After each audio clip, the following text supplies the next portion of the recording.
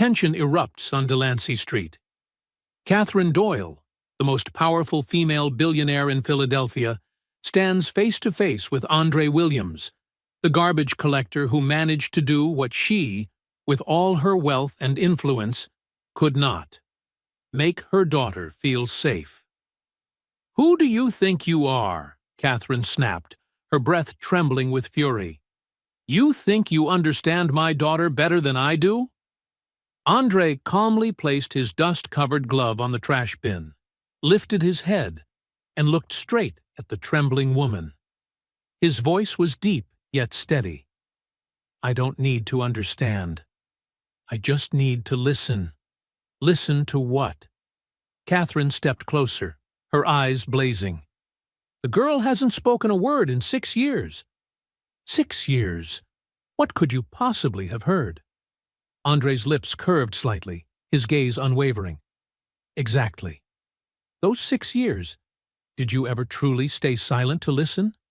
Or did you just keep talking, pushing, demanding she respond?" The words landed like a slap straight to Catherine's heart. Behind the iron bars, Lily's eyes widened as she followed every exchange. For the first time in her life, the girl witnessed someone daring to tell her mother things she had never allowed herself to hear. This is the story of how a quarrel that seemed to be nothing but fire and rage became the beginning of a child's path to healing. If you believe there are truths that must be spoken, no matter how hard they are to hear, hit subscribe to True Tale Time now, so you won't miss stories as gripping and emotional as this one. But what could drive a proud billionaire woman to scream at a sanitation worker? And why would a child raised in luxury find peace in a pair of calloused hands? To answer that, we need to rewind time, back to the heavy silence inside the mansion at Society Hill. Philadelphia, Monday morning. Two completely different lives begin a new day, unaware that in just a few days, fate would force them to cross paths in a way no one could have imagined. Society Hill, 5:30 a.m. Catherine Doyle woke before the alarm rang. Not because she wanted to, but because her sleep was always haunted by the same nightmare: her daughter calling "Mommy" in a sweet voice. And then, upon opening her eyes, the cruel reality would crash down. 6 years had passed, and she had never once heard that voice. Lying on the king-size bed, Catherine gazed out the third-floor window. Outside, Society Hill was waking up. The red brick houses from the 18th century stood in neat rows like old soldiers, silently guarding the secrets of the past. "Damn it," Catherine muttered, eyes glued to her phone. 47 emails had arrived since just 11 p.m. the night before. Wall Street never slept, and neither did Catherine. But before the emails, she carried out the habit she had kept for 4 years: listening.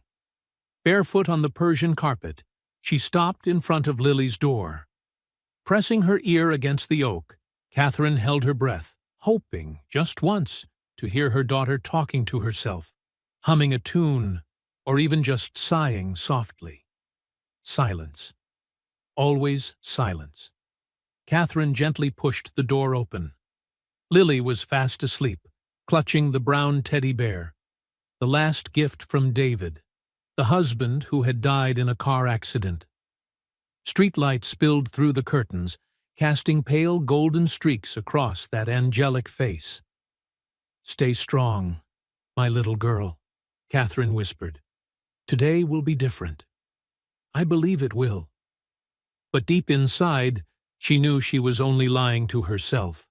Just 15 minutes away, in a shabby 2-bedroom apartment in West Philadelphia, Andre Williams was waking his son in a very different way. "Rise and shine, champion." Andre patted Isaiah's leg. "Smell that?"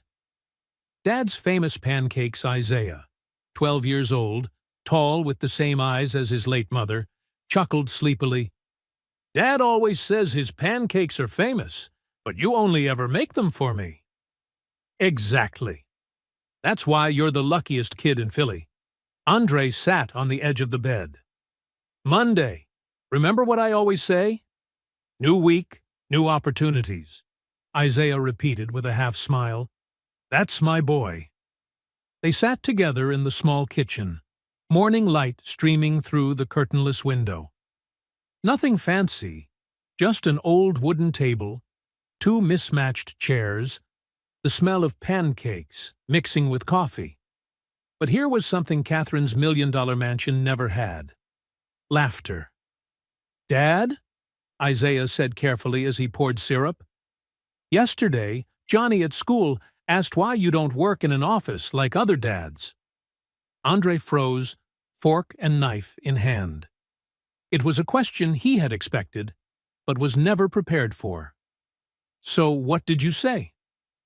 I said, my dad is the strongest man I know, and strong people do whatever it takes to take care of their family.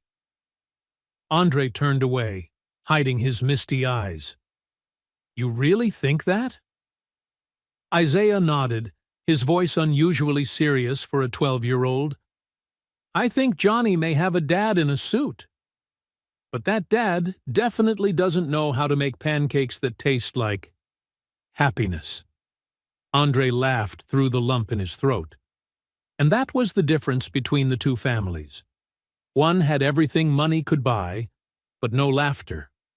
The other had little, but was overflowing with love. You might be thinking, these two worlds would never collide. A powerful billionaire woman with a schedule packed to the minute, and a quiet single father making ends meet. Too distant, too opposite. But in a city like Philadelphia, where old cobblestone streets lead into struggling neighborhoods, sometimes it takes just one moment, and everything changes. Society Hill, 2 hours later.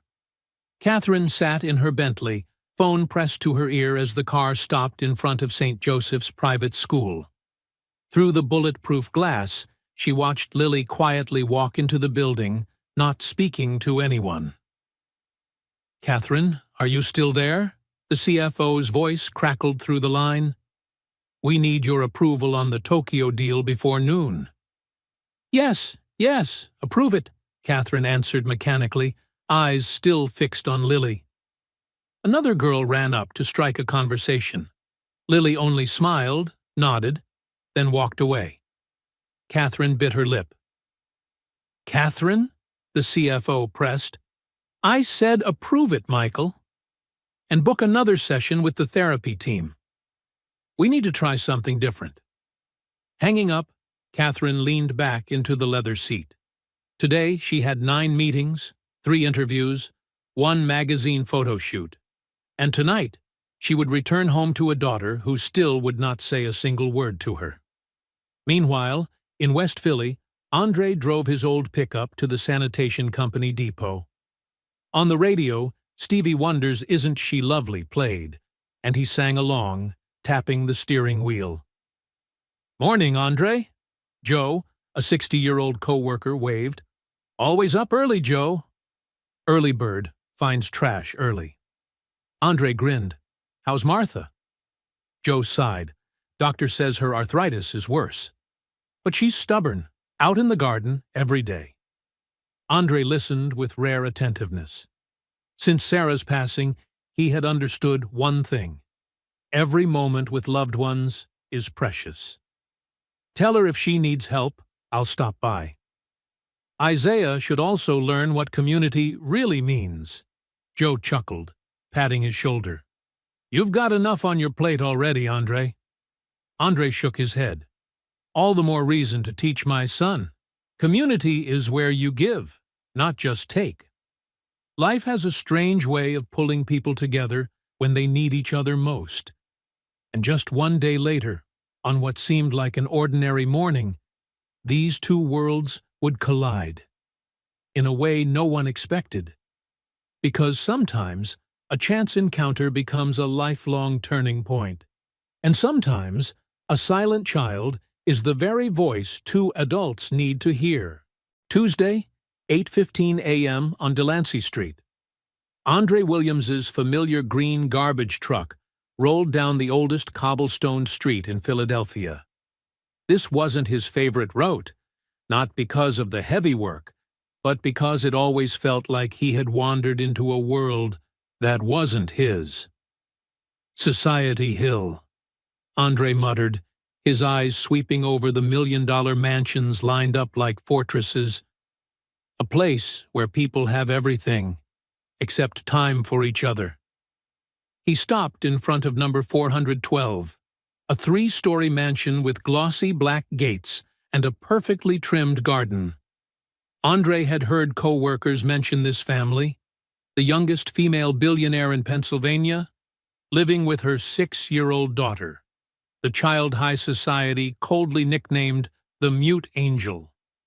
Weird nickname for a kid, Andre frowned, dragging the heavy trash bin. Every child should be noisy and messy. That's what being a kid is. Just as he was about to dump the trash, a small sound came from behind. Andre turned. Behind the iron bars stood a little girl, about 6 years old, golden hair, piercing blue eyes. Her elegant pink dress only highlighted the stark contrast with the sadness in her gaze, a sadness no child should carry. "Hello, little princess." Andre set the trash bin down, crouching to her eye level. "Were you talking to me?" Lily nodded, her tiny finger pointing at the pile of garbage. Andre followed her gesture. Among the plastic bags and boxes, a brown teddy bear lay crushed. "Oh, no. Is that your bear?" Lily nodded hard, her eyes brimming with tears. "Don't cry. I'll get it back." Andre carefully picked up the bear, brushed the dust off, and held it like a treasure. "What's his name?" Lily parted her lips, but no sound came out, only a pleading look. "That's okay. You don't have to say it." Andre gently pushed the bear through the gate. "Look at him, so soft, bow tie so neat. He must be very special." Lily hugged the bear tightly, and for the first time her lips curved into a smile. Small, but real. "You know what?" Andre lowered his voice warmly. "My son, Isaiah, has a bear just like yours. Maybe the two bears are distant cousins." Lily tilted her head, curious. Every night Isaiah tells his bear stories. About school, about dreams, and even about missing his mom.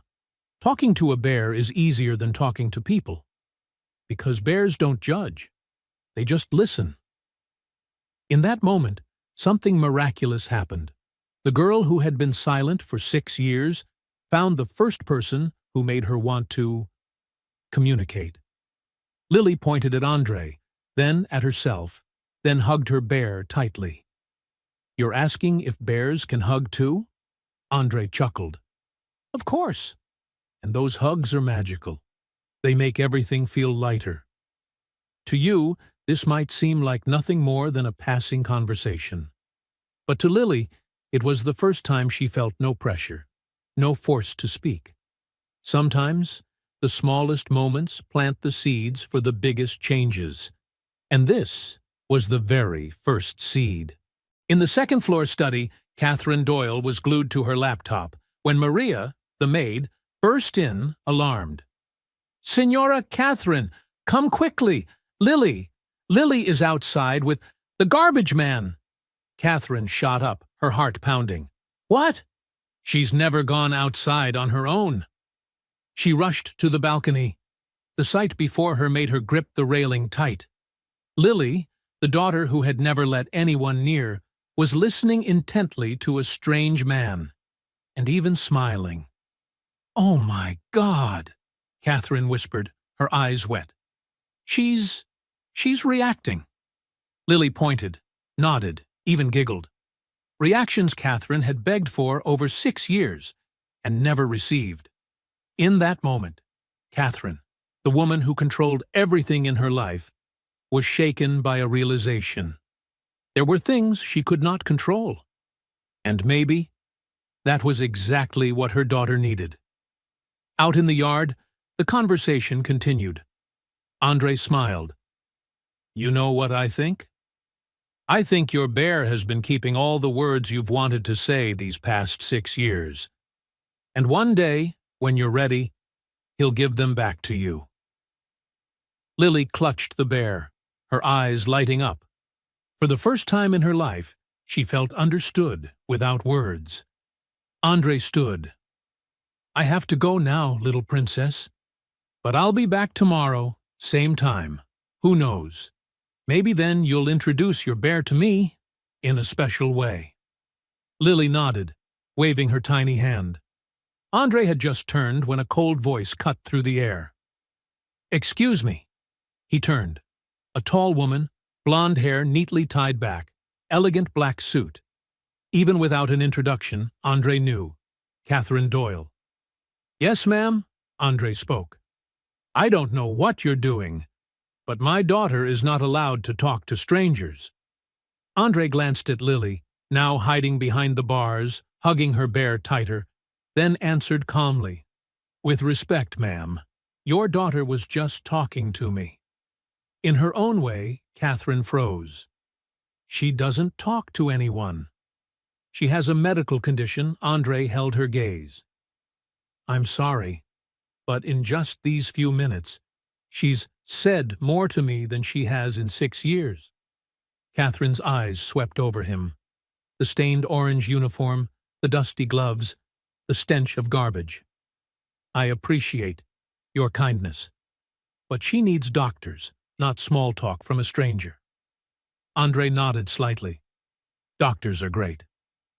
But I believe sometimes what a child needs most is simply someone willing to listen. The air grew heavy. Catherine felt the blood rush to her face. I think you should leave now. Andre turned to go, but before walking away, he looked back. See you tomorrow, little princess. Don't forget what we just talked about. The garbage truck slowly rolled away. Lily remained, watching until it disappeared at the end of the street. Lily, come inside. Now Catherine called. But, for the first time in her life, Lily didn't immediately obey.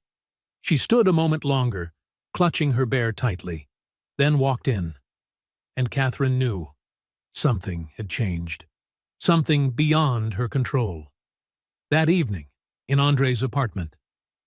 Dad, you've been quiet today, Isaiah said as he grabbed a pancake. Something happen? Andre smiled faintly. I just keep thinking about a little girl I met this morning. She reminded me of you, back when Mom first passed. Isaiah nodded, thoughtful. I remember. Back then, I didn't want to talk to anyone. I was mad at everyone, except you. Why except me? Andre asked. Because you didn't try to fix me. You just sat with me. Andre wrapped his arms around his son. That's right. Sometimes people don't need to be fixed. They just need someone willing to sit beside them in silence. Meanwhile, Catherine stood outside Lily's room, listening. And for the first time in weeks, she heard small sounds. Not clear words, just whispers to her teddy bear, but unmistakably Lily. Tears streamed down. Catherine leaned against the wall. 5 minutes? 5 minutes with that man? Did what I couldn't do in 6 years? The answer, though she wasn't ready to admit, was undeniable. Andre had given Lily something all her wealth could not. Unconditional acceptance. But this was only the beginning. Because in the days that followed, as Andre kept showing up and Lily kept changing, Catherine would face the hardest question of her life. Would she have the courage to admit she had been wrong? And that fiery argument you saw at the beginning was the result of 3 months of tension, misunderstanding, and finally, a heartbreaking truth they both had to face. What began as a chance encounter quickly became a daily routine. and Catherine could no longer ignore it. Every morning at 8:15, Lily waited by the window. And every morning, Andre spent 5 to 10 minutes talking with the girl through the bars. Catherine watched from the second-floor balcony, her heart pounding each time her daughter responded. "This isn't right," she told herself. "I don't know anything about him." By Thursday, Catherine decided to act. She called the city sanitation company. "Hello, this is Catherine Doyle on Delancey Street. I'd like to ask about an employee. Andre Williams. Is there a problem, ma'am?" The supervisor's voice sounded worried. "I just need to know what kind of person he is." "Andre? He's been here 4 years. Never late, never complains, always does more than his share." "Why do you ask?" Catherine hesitated. "He's been talking to my daughter." "Then that sounds like Andre. He's got a son, too. Real family man. His wife passed away a few years back. He's been raising the boy alone since." That information made Catherine pause. She had prepared for the worst-case scenario. But Andre Williams seemed to be a decent man. Lily began to change. Small things, but clearly visible. On Monday, she finished her breakfast on her own, something that had never happened before. On Tuesday, she placed a drawing on the windowsill, an orange garbage truck, and 2 tiny figures, one in orange, one in pink. On Wednesday, Maria reported to Catherine, "Senora, Lily smiled today." Not a forced smile, a real one. Catherine's chest tightened. Her daughter was smiling. At a stranger. With her mother, she was still silent. "Maybe I should talk to him," Catherine told herself. "Ask what he's been doing." But every time she was about to step out, there was an urgent meeting, a pressing email, or a call from Tokyo. By the time she looked up, Andre was gone and Lily was back inside. Andre began telling Lily about his son. "Isaiah started middle school this year," he said, while swapping out the trash bins. "He was scared on the first day." "Know what I told him?" Lily shook her head, eyes wide. "I told him, feeling nervous means you care, and caring is never a bad thing." Lily nodded and pointed to her chest. "That's right, Princess. Everything of yours lives here, doesn't it?" For the first time, someone told Lily that silence wasn't the lack of feelings. It was having too many. Andre also slowly noticed Lily's tiny tells. She hugged her teddy when sad, pointed to the sky when happy, and always looked west whenever he left, the direction where her father had died on his way home. "You miss your dad, don't you?" Andre asked softly one day. Lily nodded, eyes reddening. "Missing the ones we love is normal. Isaiah misses his mom every single day. Love doesn't disappear when people go. It just changes shape." You might think these were only brief chats through the bars, but for Lily, they were the first bricks of a bridge, from isolation to connection. And for Catherine, each smile, each look from her daughter cracked her shield of control. One more fissure at a time. Catherine began rearranging her schedule to quietly observe. She saw that Andre didn't just talk. He listened. He truly listened. Lily pointed at a bird. Andre talked about birds. She pointed at clouds. He described their shapes. She pointed at her chest. He spoke about love.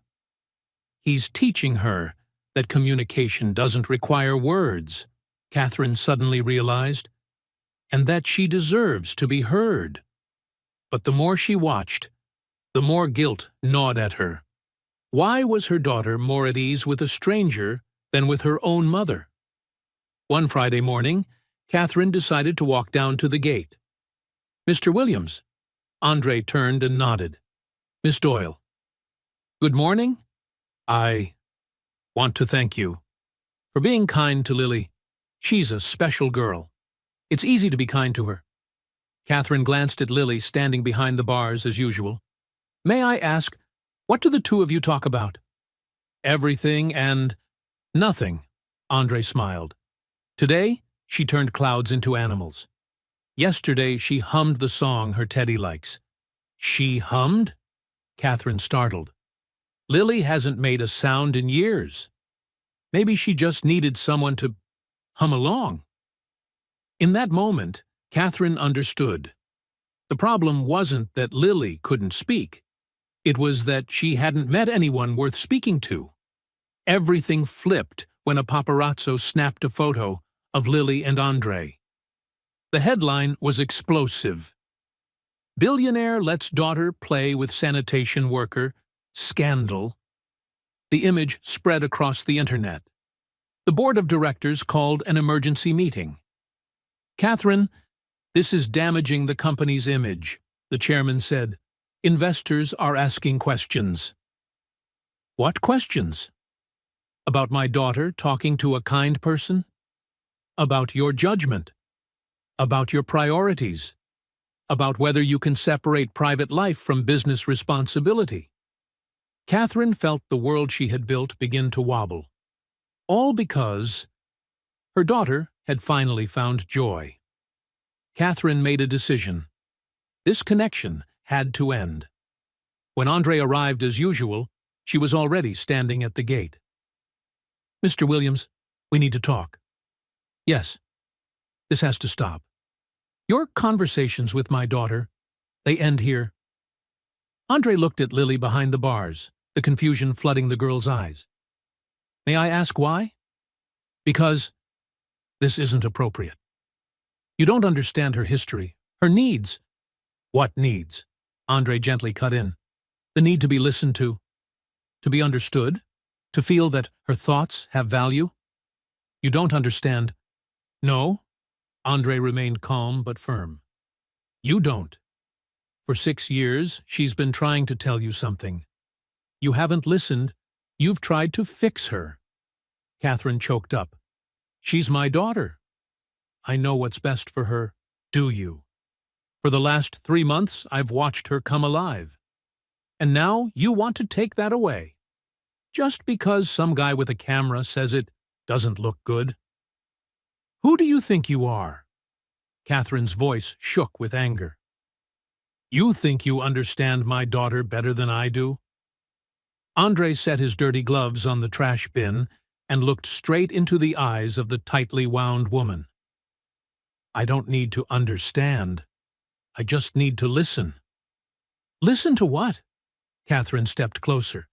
"My daughter doesn't speak. 6 years without a word." "Exactly." Andre stayed composed. "And in those 6 years, have you ever truly been silent enough to hear her? Or have you just kept talking, hoping she would answer?" Catherine felt as if she'd been punched in the gut. Behind the bars, Lily stared, unblinking. For the first time in her life, someone was telling her mother what her mother needed to hear. "She doesn't need to be fixed," Andre continued. "She needs to be accepted. She needs someone who can sit with her in silence without feeling threatened. She needs—" "That's enough," Catherine snapped. "You have no right to tell me about my child." "Then what right do you have? To keep your child from being happy?" The question struck Catherine like a blow. For the first time, she faced the truth. For 6 years, she had tried to change her daughter instead of receiving her.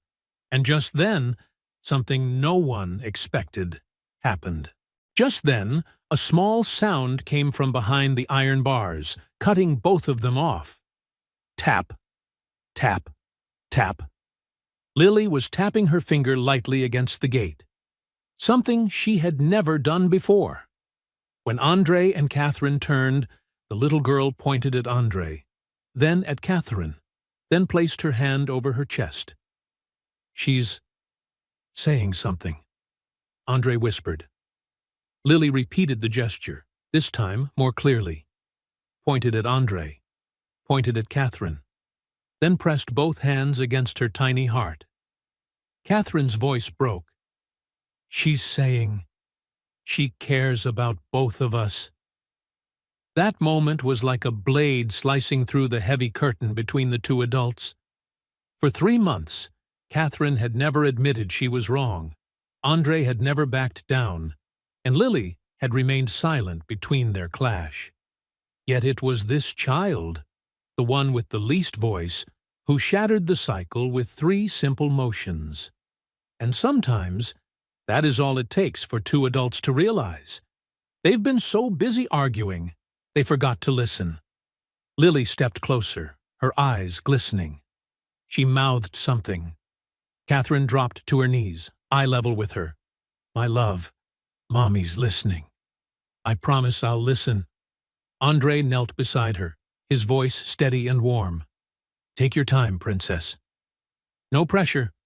We're here with you." And then, like a breeze stirring the leaves, a tiny voice broke the silence. "Sad." The world froze. Catherine pressed her hand against her chest, her heart nearly stopping. What did you just say?" "Sad," Lily repeated, louder, tears falling. "Mommy's sad." "Lily's sad." Catherine burst into tears. "Yes, sweetheart. Mommy is sad.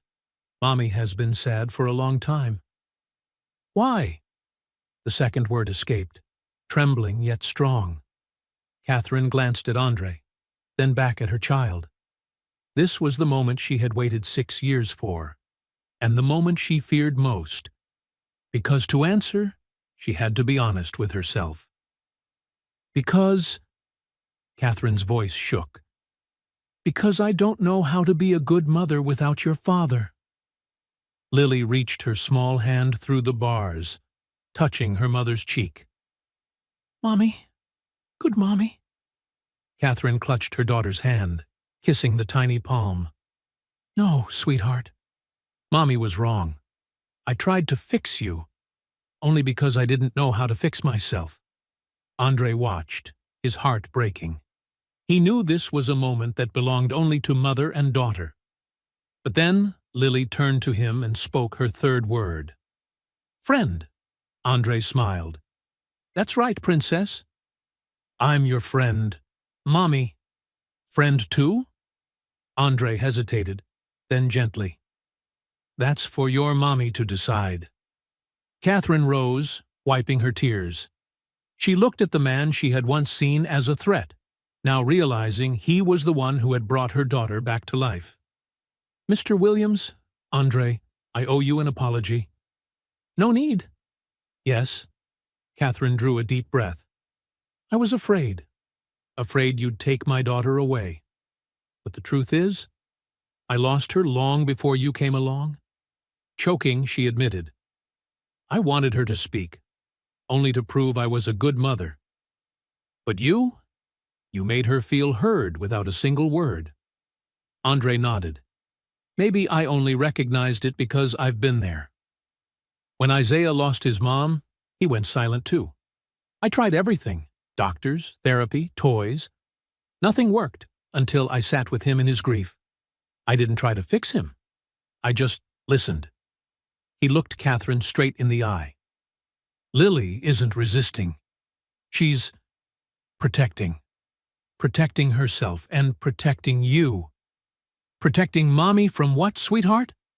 Catherine knelt, looking at Lily. "Protecting Mommy from Lily's big feelings," Lily said slowly. That was the answer Catherine had searched for 6 years. Her daughter had been silent, not because she couldn't speak, but because she was afraid her overwhelming feelings would hurt her mother. Catherine pulled her close through the bars. "I want to hear it all, sweetheart. The sadness, the joy, the anger, everything. I want to hear it all. Really. Really. No more hiding. We'll face it together." Lily turned to Andre. "Andre, help?" Catherine and Andre locked eyes. The tension from 10 minutes ago had vanished, replaced by rare understanding. "If your mom agrees," Andre smiled softly, "I'd be honored to help." Catherine drew a deep breath and extended her hand. "Andre, would you like to come inside for coffee? I think Lily has more to say." Andre glanced at her pale hand with its perfect manicure, then at Lily's radiant smile behind the gate. "I'd be glad to." And when the iron gate swung open for the first time in 6 years, it wasn't just Andre who stepped inside. It was hope, healing, and the chance for a family to be reborn. Lily sat between her mother and Andre on the leather sofa. She still clutched her teddy bear, but now she spoke. Not much, but steadily. Each word was as precious as a diamond. "Bear's name? David," Lily whispered. "Like Daddy?" Catherine choked up. "Yes, sweetheart. Just like Daddy." "Daddy? In heaven?" "Yes, in heaven." "Daddy? See Lily talk?" "Of course. And he'll be so proud of you." Lily turned to Andre. "Isaiah, come play?" Andre laughed. "You want that?" "Yes, Lily, teach Isaiah about bears." In that moment, Catherine realized her daughter had never needed to be fixed. She only needed to be loved, understood, and, above all, accepted. But the story doesn't end here, because a breakthrough is only the first step. The true journey of healing, for Lily, for Catherine, and even for Andre, had only just begun. Catherine did something she hadn't done in 6 years. She canceled all her afternoon meetings to stay home with Lily. "Mommy no work?" Lily asked, surprised to see her mother sitting beside her as she drew. "Mommy work later." Now is Lily time.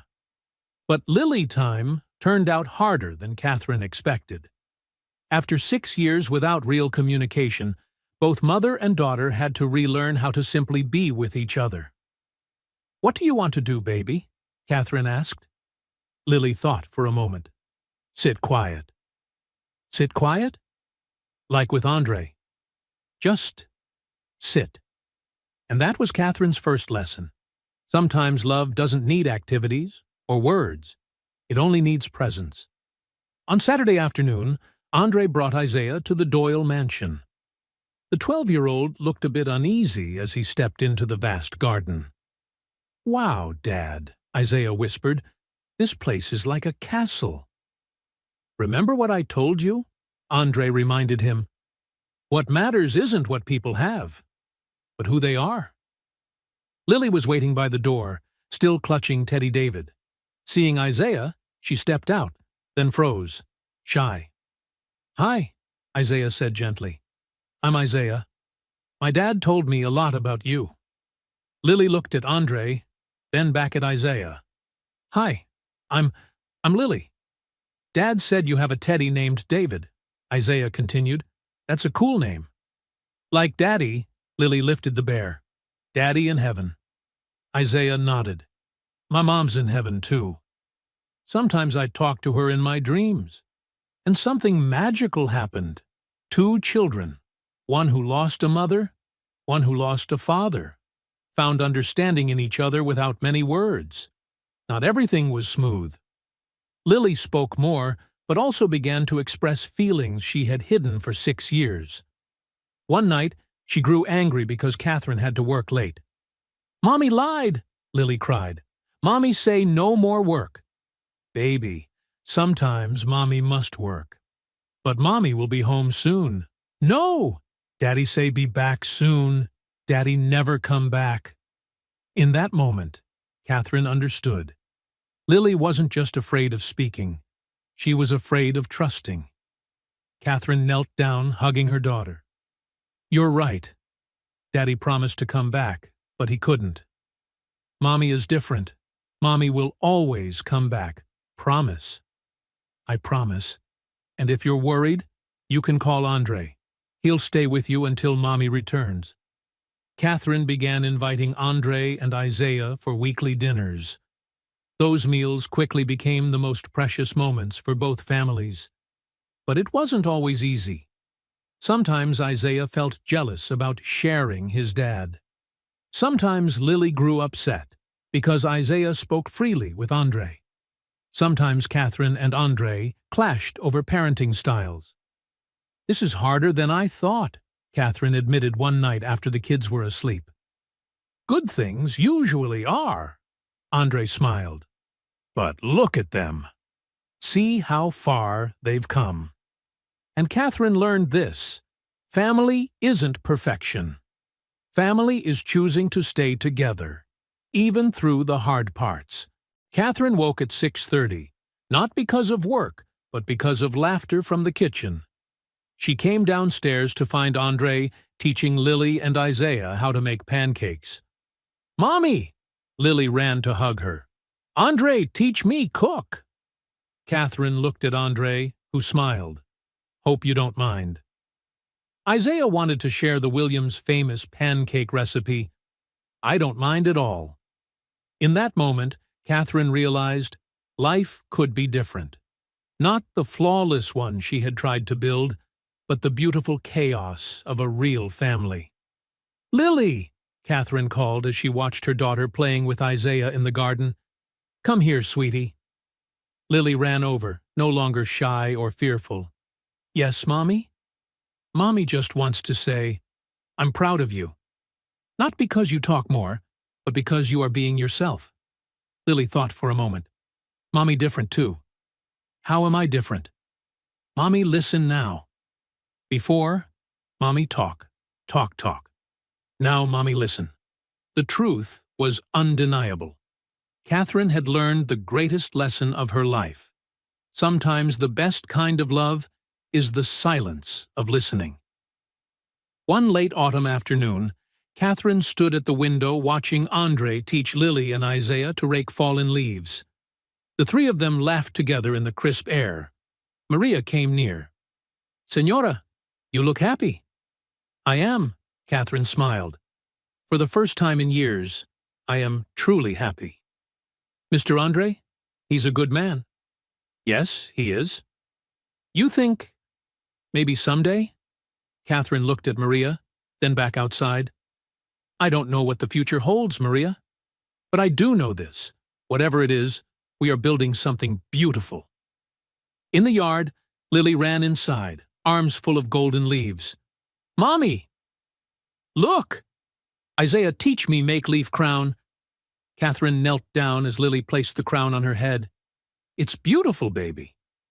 "Like family," Lily said seriously. "Different pieces, but beautiful together." Catherine hugged her daughter, glancing over her shoulder to see Andre and Isaiah walking up. "Yes, sweetheart. Beautiful together." They didn't know what the future would bring. They didn't know if Catherine and Andre would ever become a couple. They didn't know how big the next challenges might be. But they knew one thing. They had learned how to love without control, to listen without fixing, to be together without perfection. And perhaps that is the most important thing a family can have. Life rarely closes with an absolute ending, but sometimes new beginnings are more beautiful than old conclusions. And sometimes family isn't where you are born. It's where you choose to belong. Catherine, Lily, Andre, and Isaiah were writing their own story, finding each other in the most unexpected moments, and learning how to become a family in their own way. Because the best things often come from the places we least expect. And sometimes, love doesn't need words. It only needs presence, listening, and acceptance. If you found meaning in this story, remember, by truly listening, we can change someone's life. And sometimes, the greatest miracles begin with the smallest gestures. If you enjoyed this video, don't forget to hit like, subscribe to True Tale Time, and turn on the notification bell so you won't miss the next stories. Tell me in the comments, what small moment once made you feel truly heard? Share it below, because somewhere out there, your story might be the miracle someone else needs.